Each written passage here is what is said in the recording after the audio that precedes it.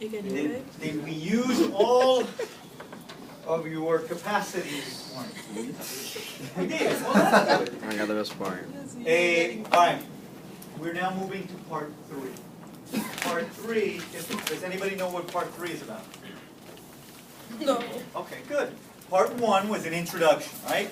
And that's, you were tested on that. Part 2 was a section on contracts. Part 3, and it's listed, some books list part 3 as the very beginning. And there's a very good reason why part 3 is listed in many books in the very beginning. Before you came back, while you were on break, it dawned on me to think about when part 3 is very important to us. Now, what I learned is that we, as a race, have been around 200,000 who we are. And that stands for intelligent men and intelligent women.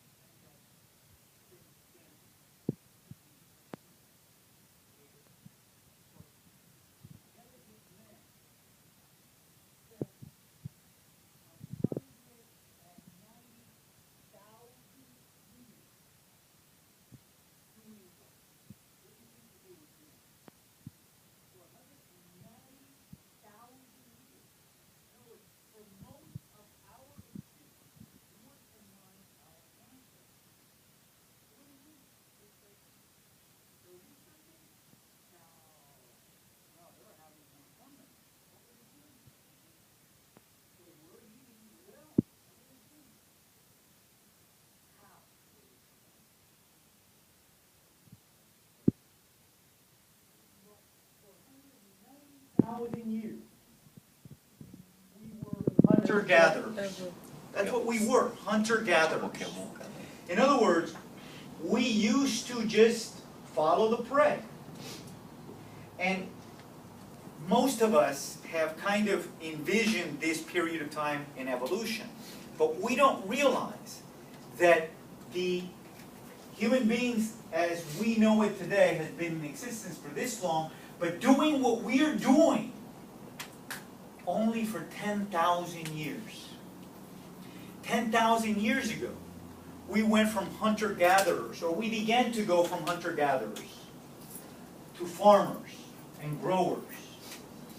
And the reason that and most major religions in the entire world reflect that change from hunter-gatherers to farmers. But that change is super important because for 190,000 years, we had no technology. We didn't want any technology. We had everything we wanted. And then something happened. If you follow the Judeo-Christian history line, which are the Jews, the Christians, and the Muslims, there's this story of the Garden of Eden. And in the Garden of Eden, if you follow scholarly texts, what the Garden of Eden is a reflection of when we were hunter-gatherers. We just had everything we needed. We were hungry, we didn't go to the refrigerator, we killed some animal and we ate it. Not a big deal. But about 10,000 years ago, we did something. And we moved from that position to where we are today. So, some people say, in the story of the Garden of Eden, that that was a bad thing, right? From your catechism classes or from your early education classes, in the Garden of Eden, humankind gets thrown out of the garden, right? That's a bad thing. When I get thrown out of a place, that's not a good thing. Do you think that when you get thrown out of a place, it's a good thing? No, it's a bad thing.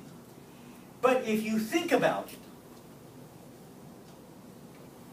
so we're talking about 10,000 years ago, from chasing animals to going to Mars and to the moon. That happened in 10,000 years and not in the previous 190,000. So what was that drastic change that's part of part 3 of our textbook? Well, that part has been referred to in many different ways. As a matter of fact, a very intelligent, scholarly man once said that all men are created equal. You've heard that before. With certain unalienable rights. That means that they can't be taken away. That among those rights are life, liberty, and what's the last one?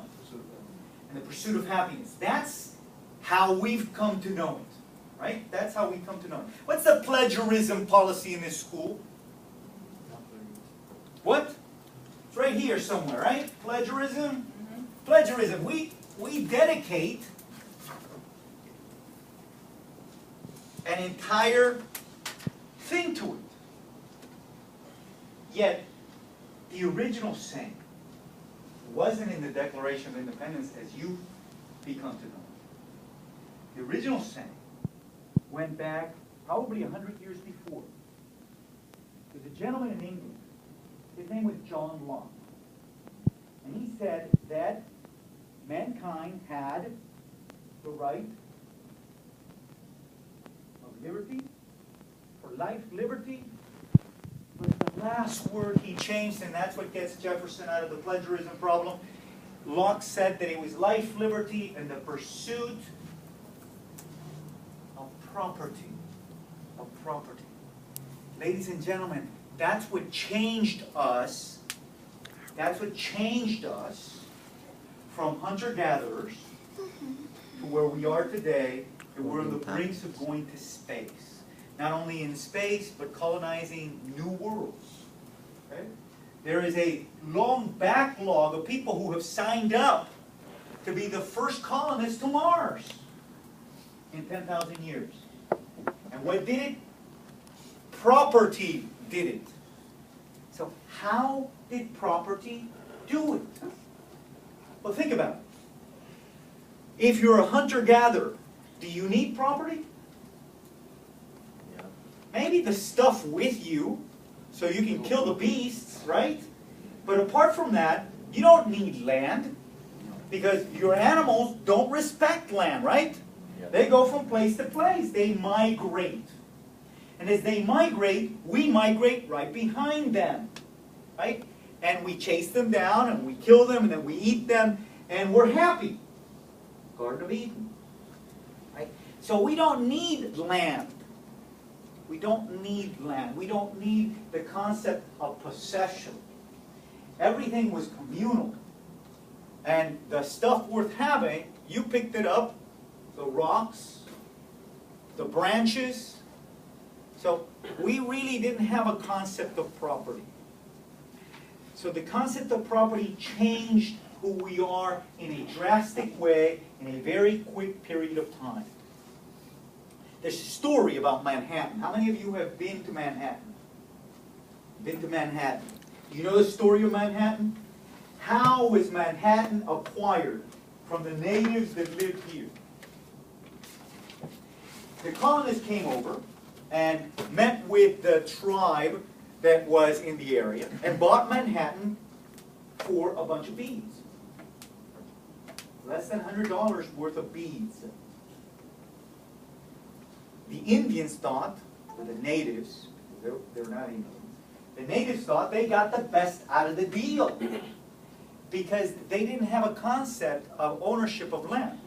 We're getting beads, and what are you getting? What'd they get? They got beads, like necklace beads, and the colonists got the right to the property. But from their perspective, you couldn't own property. So, in essence, the concept of property has changed and revolutionized who we are, and has really been the concept that has pushed technology to the fore, to where we are today. So, what is property? What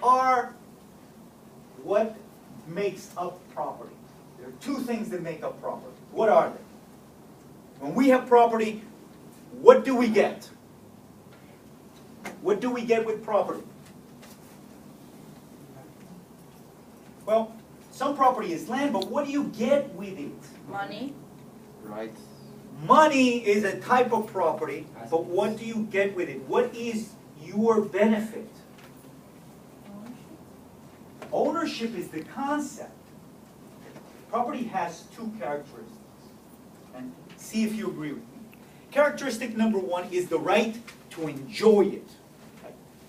The right to enjoy it. And if you think about any property that you own,